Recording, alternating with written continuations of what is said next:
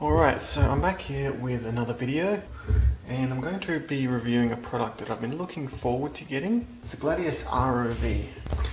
This was originally a Kickstarter which got funded, and then I believe a Chinese company called Chasing Innovation purchased the Gladius idea, or the company behind it. It's an ROV. It's advertised as having a 4K video camera. It's got a couple of bright LED lights here on the side. It's supposed to be able to descend to 100 meters in depth, about 10 atmospheres I think. So I did go ahead and purchase one. The process of actually getting the Gladius shipped to me was a bit painful. I ended up waiting about 6 weeks, whereas the website does advertise delivery within 4 weeks, and 6 weeks had elapsed before actually receiving a notification that the order had shipped. And that notification didn't come until I emailed back and forth with the supplier several times and ended up opening a PayPal dispute, which I have since closed because the device has obviously arrived.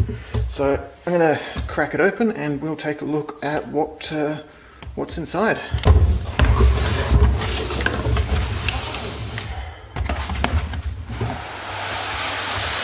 And there it is. So it looks like we've got the Gladius here, a spool of cable, and some other bits and pieces in here. An instruction manual, a couple of power cables, a couple of antennas. It's probably for the spool of cable. The power pack, and another power pack. Crank handle. This is a buoyancy module, so there's a different one for seawater and freshwater. Looks like we have a controller, and the controlling device would go in there, just like so. Big spool of cable, and the Gladius itself. And there it is. Move that out of the way.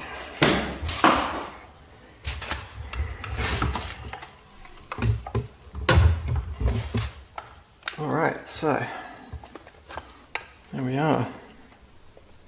4K video camera in the front there.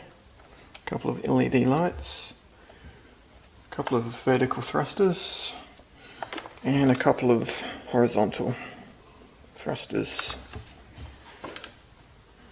Not quite sure what that might be. And a freshwater module already attached. Now I can see a problem almost immediately. We've actually got, it looks like an American style cable here. Definitely not an Australian one. That's an Australian plug, and that one is not. So we've got two of those, both of which are useless to me, but that's okay.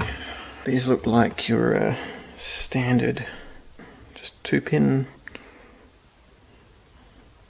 non-grounded cable. Anyway, I've probably got a whole box of these in the storeroom. Oh, there's some more. It looks like a USB cable.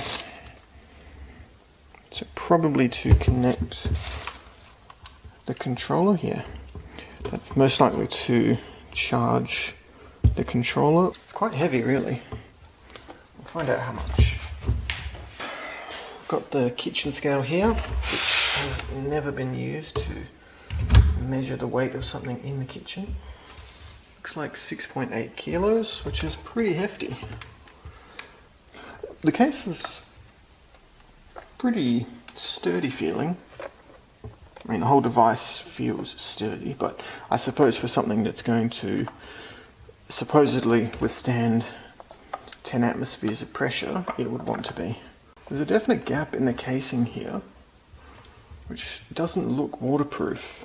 If you have a close look, you can see that it's expanded a little bit here, and doesn't quite meet up over here. And down here the tail section is definitely a little bit mismatched. The upper casing kind of overlaps the lower casing by probably about 0.5 millimeter. Doesn't look like the, what would you call that, the rear plane tail section. Doesn't look like that pivots, so I guess that really depends on the vertical thrusters to alter the pitch. Well, I suppose it doesn't really matter that the casing is a little bit mismatched and not waterproof, because there are vent holes all over the side of the unit. I've just noticed these, quite a lot of them really. So presumably there's an actual watertight casing inside the unit. That would make sense. I haven't read the manual yet, so I might do that and we'll come back in a little bit.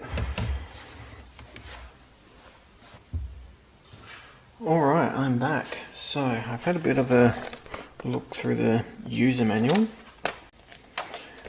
I've also downloaded the app, IF Dive or IF Dive. Current mobile phone scanning Bluetooth needs to open the positioning function. Your guess is as good as mine. Improve accuracy, Bluetooth scanning. That sounds about right. Close the app and start again.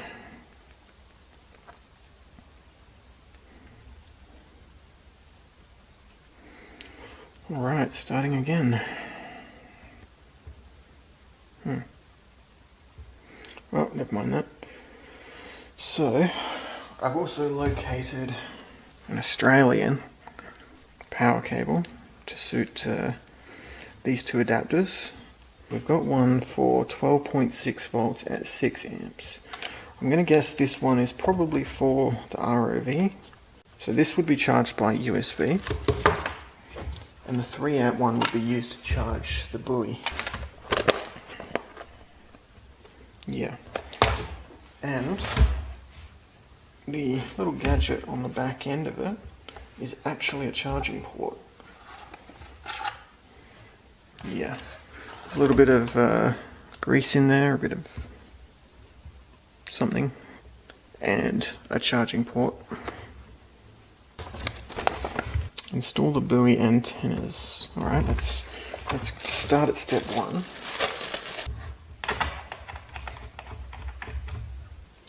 Start button. Press the start button. Oh, Jesus.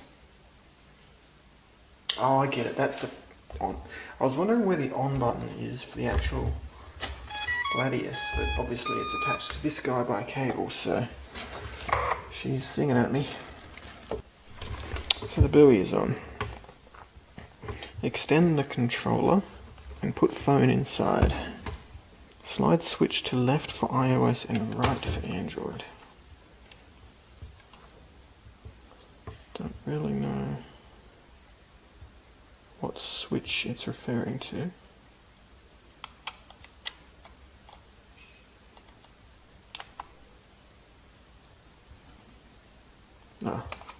Little switch on the bottom here. You can choose iOS or Android. And now we've got a little blue blinking light, which we didn't have before. So it just goes to show that if you start at step 1, you might get somewhere. Current mobile phone scanning Bluetooth needs to open the positioning function. I don't know what that means. Go to settings. Mode. Maybe high accuracy. Improve accuracy. Bluetooth scanning is on. I mean, that's kind of what it seems to be referring to. Bluetooth scanning, and Wi-Fi scanning is on. That's it. Okay, so we didn't get that same message, so whatever we just did must have helped. Location. Yeah, so location was mode high accuracy and not power saving.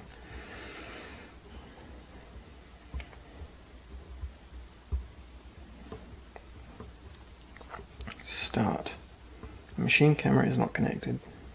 Alright, time to go away from the camera and see what we can see, and I'll get back to you.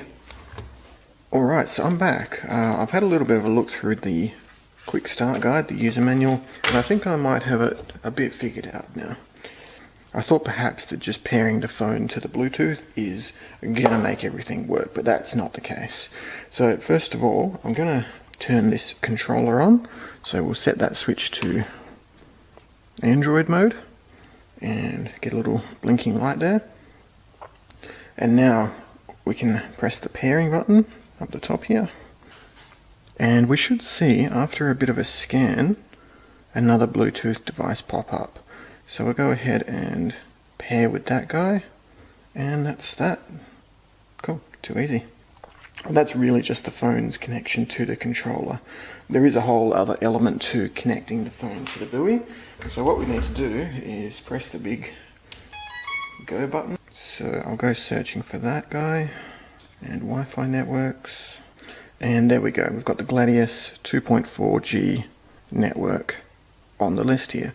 So we should be able to go ahead and connect to that. In the user manual it does state that the default password is 12345678. So we'll go ahead and chuck that in.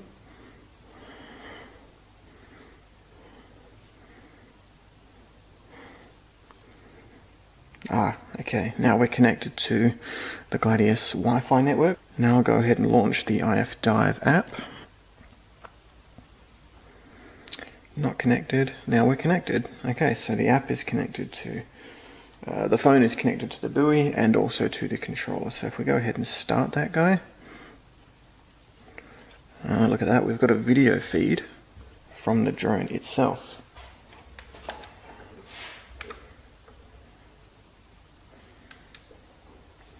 Very cool. Very cool. So go ahead and test some of these controllers. There's a little picture of an ROV down here. Slide to arm. So we're turning on the torpedoes. I have to assume that's what that means. Jesus fucking Christ. She's going off. So that was not torpedoes. We'll leave slide to arm alone. It sounds dangerous.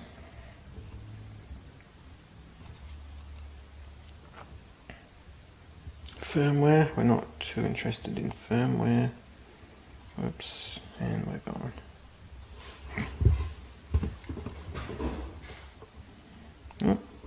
Wants us to download some firmware. I guess we'll download the firmware. We don't really have an option. Download failed because we're not connected to the internet, because we're connected to the buoy. It's a bit of a catch-22 right there. So let's just not do that. Alrighty. Oh, we still want firmware, so not really sure how that's supposed to work. If I'm supposed to download the firmware for the Gladius while I'm connected to the Gladius. I'll go ahead and connect to my Wi-Fi.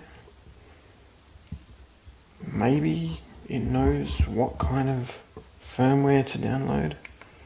I don't know. Alright, so yeah, here now we can download the firmware. Downloading 13 megabytes worth of firmware. Alright, so we've got the firmware downloaded. Please switch the network to the machine Wi-Fi. We'll go OK on that. Gladius. Connect. Download completed. Start upgrade. Maybe restart it 2 times. Don't worry. I'm gonna worry. Anytime I need to restart something more than once, I start to worry. This fella over here. Oh shit, I'm sorry. Was that me or was that... That was this guy here, okay.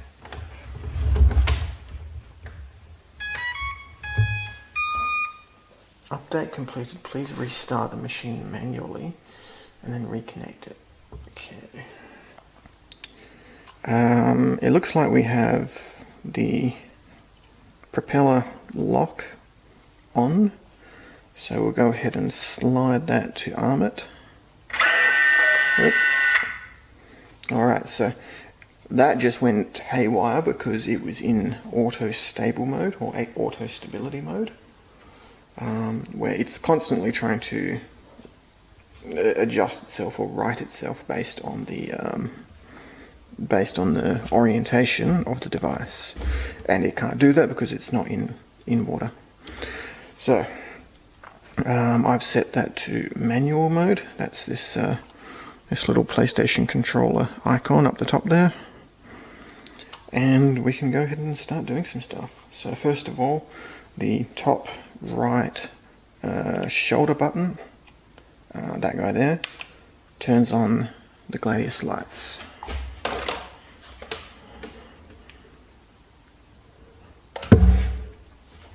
And you can actually crank those up pretty high by just continually pressing that button, and then crank it back down by pressing the opposite left shoulder button.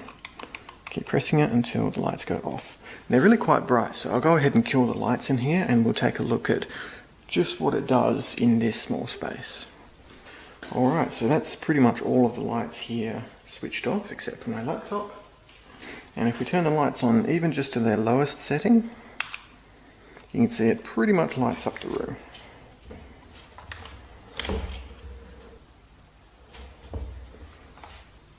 And that gets brighter and brighter as you go. These actually get quite warm. You can feel the heat coming off of them even at a low setting. So I'll go ahead and turn those guys back off again. That's really quite impressive, that level of brightness, but I suppose underwater, even in a moderate silt environment, you're going to need quite a bit of light going for you. Alright, now we've got a couple of stick controllers here. The one on the left is your rear thrusters, it seems.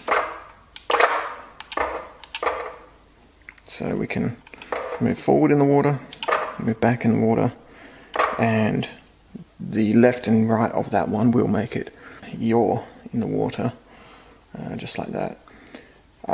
You've got your one on the right hand side, which is your front thrusters, your vertical thrusters, and you can ascend, descend, and roll left and roll right. Pretty straightforward. These controllers at the back, the rear or the lower shoulder controllers, I think one of them changes the camera mode. Yeah, okay, so the one on the bottom left or the rear left changes the camera mode from still photography to video record. So I'll go ahead and start recording some stuff, and it looks like that's recording 30 FPS at 4K. So that will be very interesting to take a look at. Go ahead and stop that recording.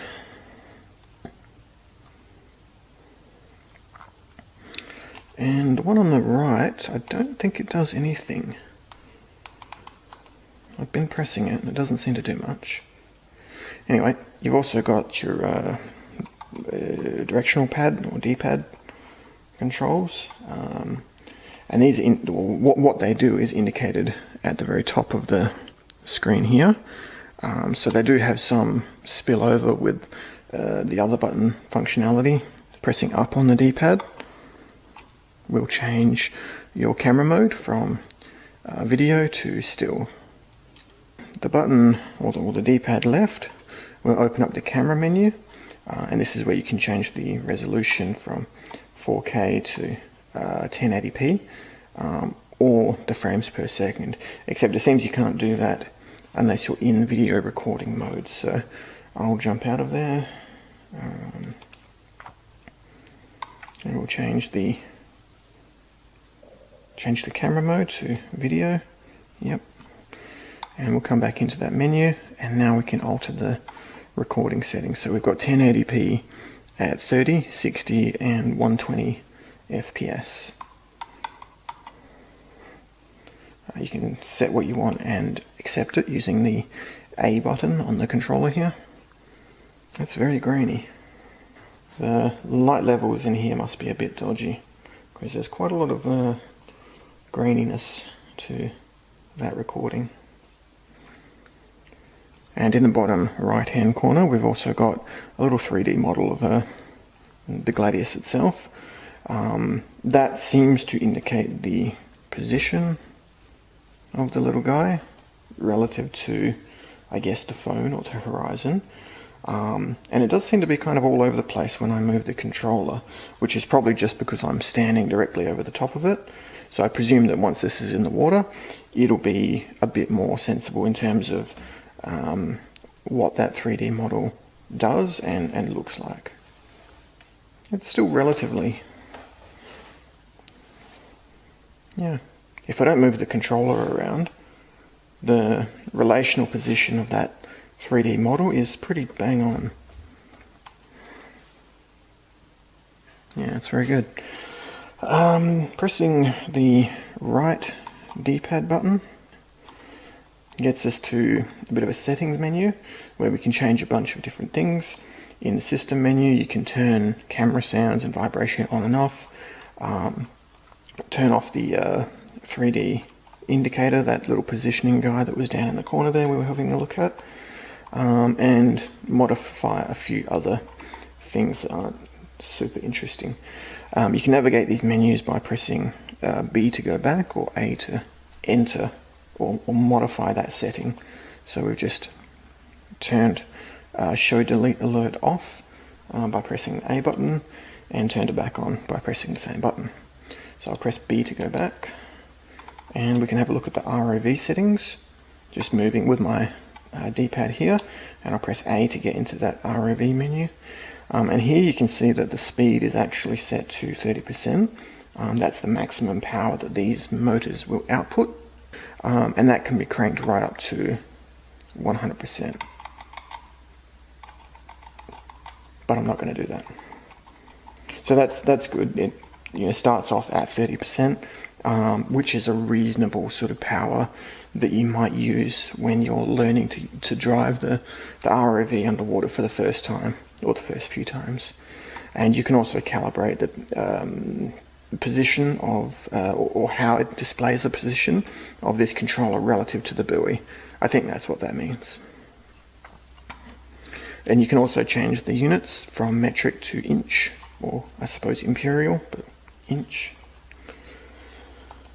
Coming back here, we've got some more camera settings. Really just clear data, which I suppose would clear whatever data is stored on the device, any videos and pictures. And there's one called Open Your Live, which I don't know what that means. I assume it's something to do with live streaming, but I don't know. So we won't worry about that one right now. And then you've also got some settings for your controller, or the handle, the controller. And you can change the control mode from USA to Japan. I really haven't figured out what that does, what the difference between the two is. You can also change the way the power is delivered, so it's currently set to an exponential increase in power output, and you can change that to a linear output. And it looks like there's an option to do some custom keybinds, but again, I'm just learning to use this, so I won't get too much into that just yet. Alright, so we're back to the main screen. Now, I still haven't figured out what these buttons do. The one with the little single dot, 2 dots, 3 dots, and 4 dots. I don't know what they do. In fact, they don't seem to really do anything when I press them. Perhaps you can use the custom key binding to bind them to a particular function. Yeah. And select will also toggle the mode. So if I hit select, that's going to go into auto stability mode. See if we can actually not make it spaz out.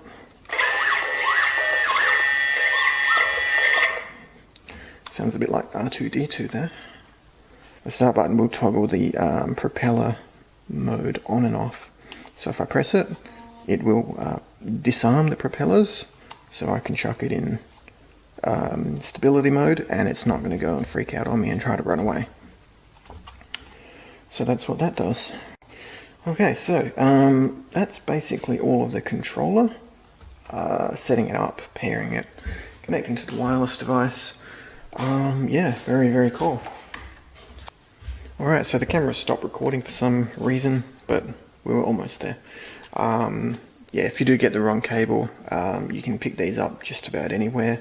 And they're used for all sorts of different things. So for cameras, in fact the camera that I'm filming this on uses this kind of cable to charge the battery. So they shouldn't be too tricky for you to track down. Now in the next video I'm probably going to make a bit of a short form video of how to properly pair the phone with the controller and with the buoy. One that doesn't involve 20 minutes of me bumbling around like an idiot. Yeah, but anyway, that's been my unboxing and initial thoughts on the Gladius. Pretty impressed really. It's interesting, and quite looking forward to getting it in the water and actually learning to drive it. So that'll be exciting to look at. I hope this video has been helpful, and I'll catch you in the next one. Thanks for watching.